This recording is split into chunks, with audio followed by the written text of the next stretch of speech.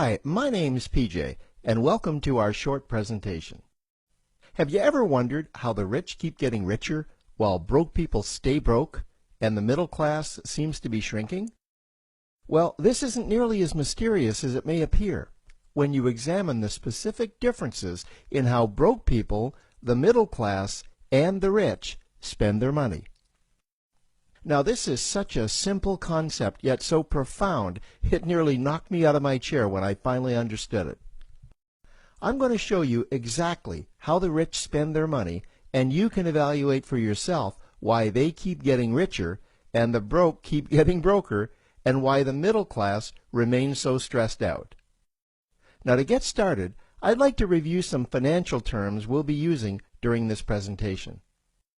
The terms that you need to be familiar with are cash flow, which means money you bring in, expenses, which means money you spend, assets. Now, this is the most confusing one. You're probably familiar with the traditional definition of an asset, which is something you own or have equity in. However, back in the 1990s, Robert Kiyosaki introduced us to a new definition of an asset in his groundbreaking Rich Dad, Poor Dad series of books. Robert taught us that an asset is something that pays you, and that's the definition we'll be using here. Liabilities is the last term, and it's defined as things that cost you money. As an example, a house is typically viewed as an asset, but can it actually be a liability? Yes, with our revised definition, anything that costs you money is a liability, not an asset. If you have a mortgage, your house is an asset to your banker because it pays him or her every month.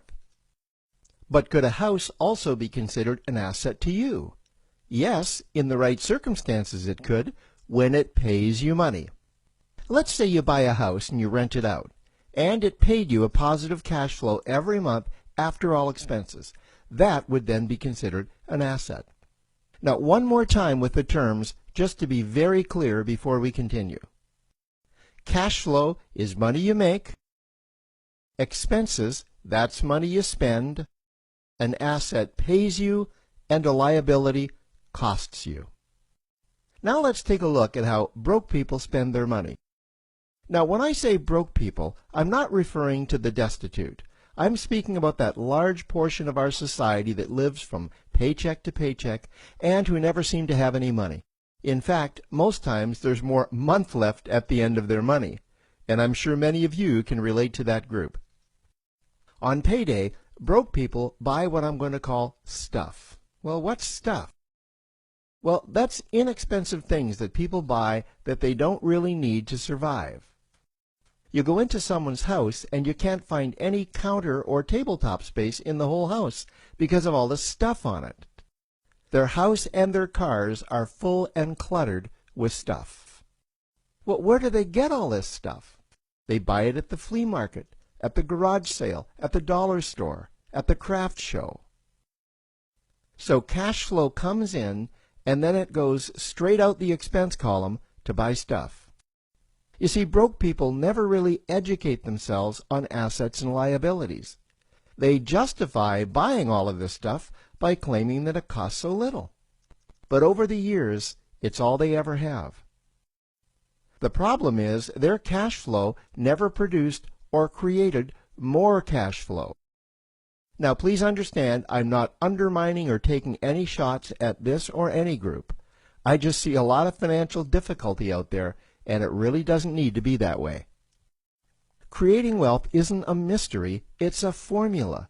The only reason someone doesn't create wealth is because they either don't know the formula or they don't apply the formula. Now let's take a look at the middle class. The middle class is the group that society mistakenly thinks are rich. They're not. Yes, they typically earn a six-figure income, and many of them appear rich, but it's what they buy with their money that keeps them prisoners of the middle class. What they typically buy are liabilities. Remember the definition of a liability? Things that cost you. By buying liabilities, the money gets pushed up and out their expense column. Liabilities are items like cars, boats, houses, airplanes, credit card debt. Now let's see just how this happens. The middle class gets a nice paycheck, let's say $10,000 for the month. They then split that down the middle and they pay their monthly expenses with half, and with the other half they make a down payment on a new car. The car costs $5,000 down, and after they add on the insurance and the maintenance, that liability now costs $1,100 new dollars every single month. A few months go by and they want a boat, then a vacation home, a Rolex watch on their credit card, a vacation on their credit card. And before you know it, their liabilities have raised their expense levels to near or above their income levels. They actually spend equal to or more than they make, meaning that they have to go to work and make a certain amount of money every single month just to cover their liabilities. The other important issue with both broke people and the middle class is that normally all of their cash flow is dependent on their own effort, meaning that they've educated themselves to exchange their knowledge and expertise for someone's money. Also, the money they earn is usually the highest taxed form of income. Here's an example. An attorney is knowledgeable about law, so people pay him or her in exchange for that knowledge on an hourly basis. The problem here is that if the attorney isn't sharing that knowledge with a client, then the attorney isn't making any money. This causes lots of stress and anxiety in their lives, and if you ever ask them to take an afternoon off to play golf with you, well, they very rarely can because of how much money it'll cost them to take that time off. On the surface, life's pretty good. The reality is that it's a roller coaster ride. That's the middle class. Now, I know this group very well because for a great deal of my adult life, that was me. Now let's take a look at how the rich people spend their money. Rich people acquire assets. Again, an asset is something that pays you. If you want to become rich, buy assets that earn you more money. The money cycle looks like this. Acquire assets that produce cash flow, invest the profits to acquire more assets that produce more cash flow, invest those profits to acquire more assets that produce more cash flow. The rich spend their money and acquire things that produce more money. Here are a few examples of assets that produce more money. Investments are the obvious ones: stocks, bonds, real estate. Education is another asset. If you learn how to do something that produces more money for you and you actually do it, that's buying an asset. There's a great quote that goes, "If you think education is expensive, you should see how expensive stupidity is." Another example of assets you can acquire that pay you are cash-generating opportunities, especially those opportunities that can create a passive cash flow. Passive meaning that once you build it up, the money continues to flow whether you're still building it or not. Here's a small example. Let's suppose you bought a pinball machine and you put it in a barber shop, and you don't spend any of the profits. You save them until you can buy another pinball machine and put it in another barber shop. This, by the way, was Warren Buffett's first business. If you don't know who Warren Buffett is, he's one of the top 2 richest men in America.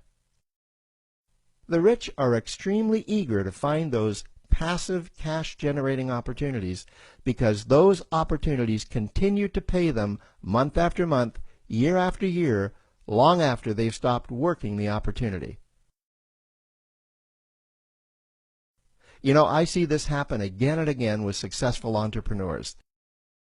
They find a passive cash flow stream that they build up, and it continues to pay them month after month, year after year.